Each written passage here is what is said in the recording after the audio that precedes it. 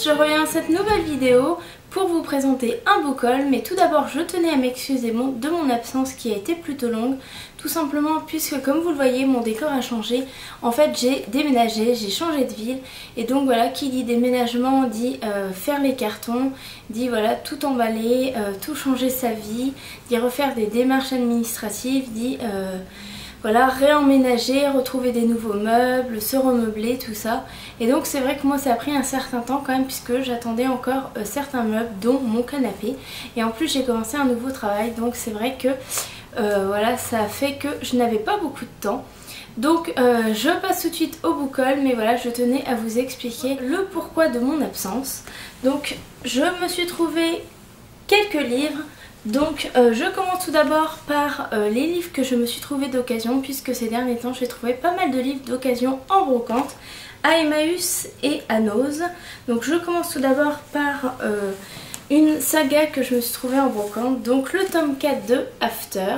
Donc très contente de l'avoir trouvé puisque j'avais le tome 1, 2 ou 3 et je n'avais pas encore ni le 4 ni le 5.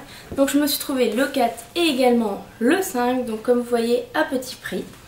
Et je me suis également trouvée sur une autre brocante et ça également très contente de l'avoir trouvé. Before, donc le tome 1, donc c'est la même histoire mais racontée du point de vue de Ardyn.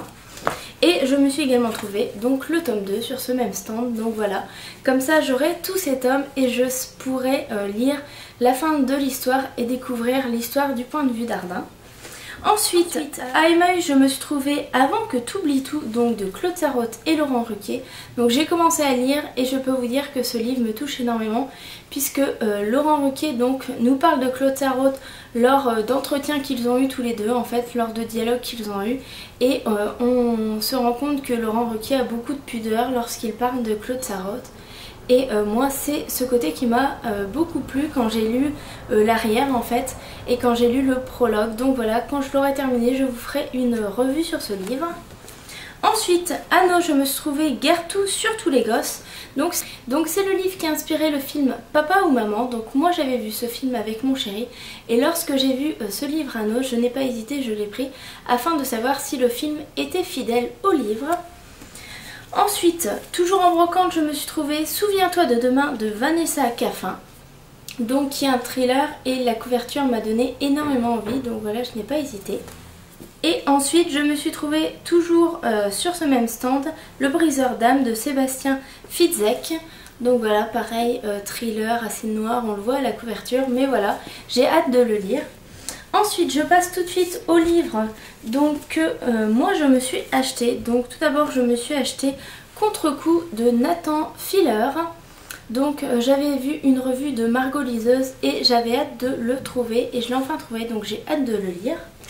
Ensuite je me suis pris La fille du train de Paula Hanquins, je suppose que ça se dit comme ça.